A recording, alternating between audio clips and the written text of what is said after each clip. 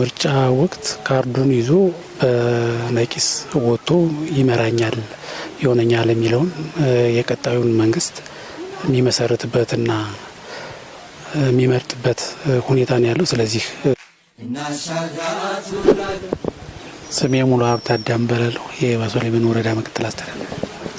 የምርጫ ካርድ በተለይ የሰባተኛው ምርጫ ላይ ለመሳተፍ የወረዳችን ማህበረሰብ በየምርጫ ጣቢያው በስፋት ካርድ እያወጣ ነው ያለው።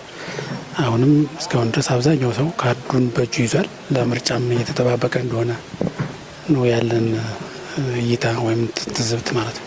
ከግንዛቤ አኳያ አብዛኛው ሰው ተቀስቅሶ ሳይሆን በራሱ ፍላጎት ለምን እንደሚወስድ እና እስከመቼ እንደሚወስድም አውቆ ስለሆነ እየወሰደም እየተንቀሳቀሰም ያለው። ስለዚህ የተሻለ ግንዛቤ ያለው የሚል እምነት አለ።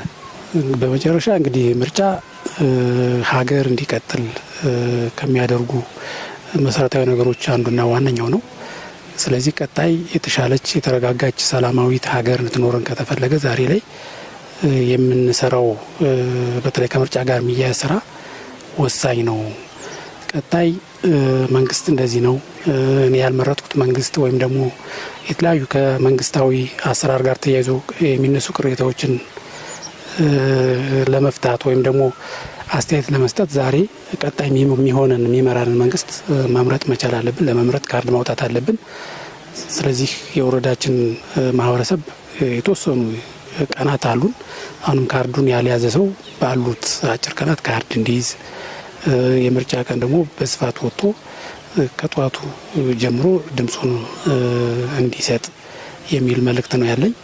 ስለዚህ እንደ ሀገር አሉ ምንላቸውን ችግሮች በጠረጴዛ ዙሪያ ለመፍታት ምርጫ በጣም አስፈላጊ ነው። በነፍጥ በጦርነት የሚፈታ ችግር የለም። ያን ለማድረግ ግን ዛሬ ላይ ካርድን በእጅ መያዝ እጅግ በጣም ወሳኝ ነው የሚል መልእክት ነው ያለኝ። እኔም አመሰግናለሁ።